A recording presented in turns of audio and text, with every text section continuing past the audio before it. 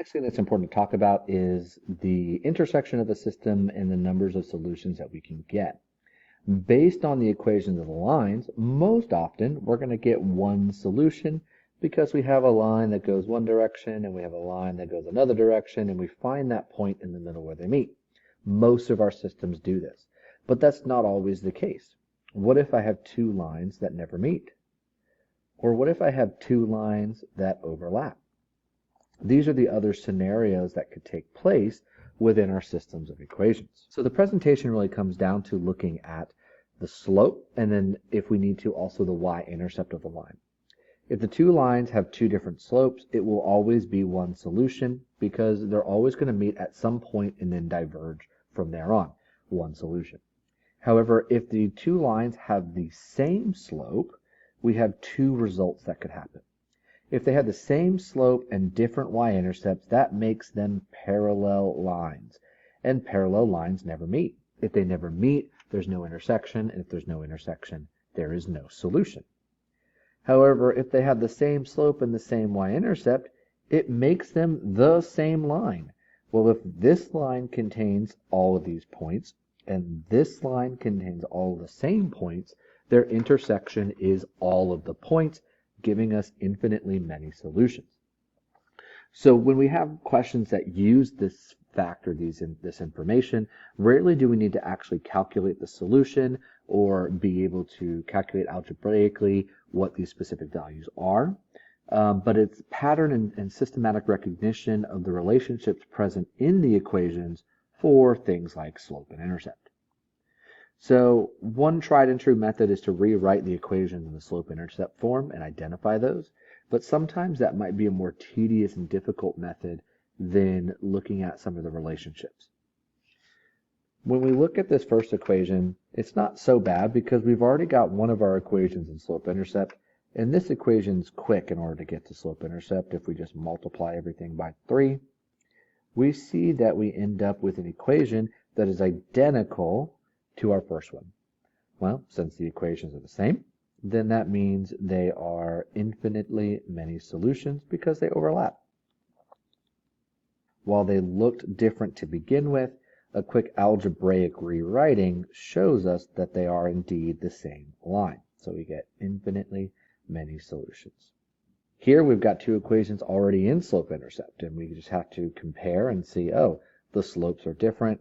That means we have one solution. The following system of equations has no solutions. Now this question is going to be a little bit more complex, and so we have to use the relationship that we have with the definitions above in order to analyze it further.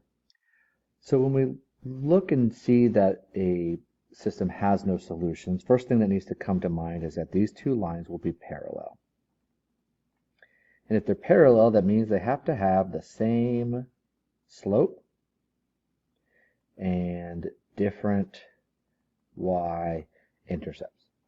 Well, the most straightforward way, not necessarily the fastest way, but the most straightforward way would be to get both of these equations in the slope-intercept form. So we can start with ax minus 3y equals 21 and start the process of isolating y. We can subtract ax, negative 3y equals negative ax plus 21. Divide our coefficients, and do the same process with our bx equation.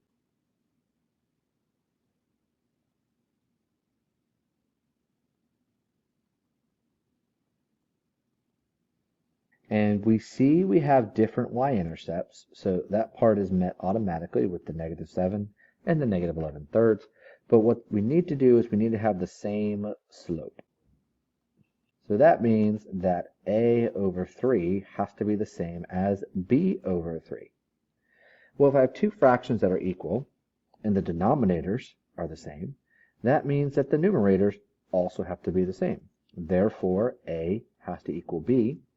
And if a equals b, when we want to find the value of a divided by b, if we divide a number by itself, then it always equals 1. And so if a equals b, then a divided by b has to equal 1. Now that's the long way.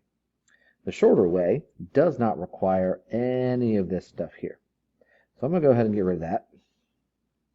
Now we're still taking the same consideration that we need to have the same slope. No solution means that we need to have the same slope and different y-intercepts.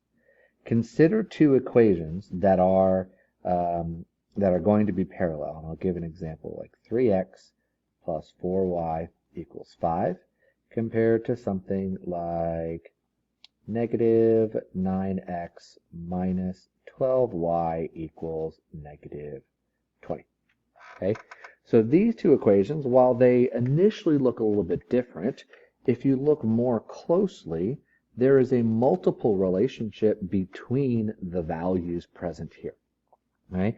And if I went ahead and, just like with our systems of equations and elimination method, if I took this equation and I multiplied it by negative 3, what would happen is I get an equation that looks strikingly similar to the one below it. And so now I have these two equations where the coefficients on x and y are identical.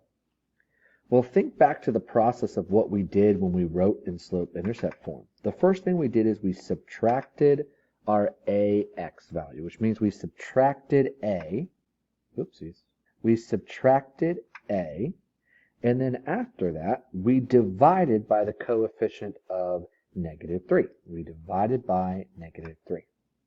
So we had this relationship where we had the opposite. Let me do the opposite part in a different color, and the division. We had the opposite of the x coefficient, and we had the division of the y coefficient. If I wanted to find the slope of any of these lines, we would follow that same process. We would say, all right, let's go ahead and get the opposite of our x term, negative 12y, equals 9x minus 15, and then we divide everything by negative 12, and I get a slope of negative 3/4. And then I have my y-intercept of 5/4. Okay, so we see that we have our slope, which was the process of taking the opposite of our x coefficient and dividing it by our y coefficient. And we ended up with 9 over negative 12, which equals negative 3/4. And there's our slope. So this relationship of having negative a over b is how we can identify the slope from an equation in standard form. And if you refer back to the lesson on finding features of lines from equations, you'll see that we use that relationship earlier as well, because it's a very useful relationship to have when we're looking at linear equations in standard form. And so by looking at this equation, what I really want you to notice is that parallel lines are going to have these same coefficients. Parallel lines will have the same coefficients when in standard form. That's what's really important. Parallel lines will have same coefficients, or even the ratio of a over b when in standard form. So then it's more of an idea of using inspection and saying, okay, in order for this to be no solution in parallel, these have to be the same. Well, these clearly are the same. When those are the same, then that means that A has to equal B. And if A equals B, when I divide A by B, it equals 1. Understanding this relationship can save you a lot of time. Not understanding it isn't going to make it impossible. It's just going to make it take longer in order to evaluate or answer the problem.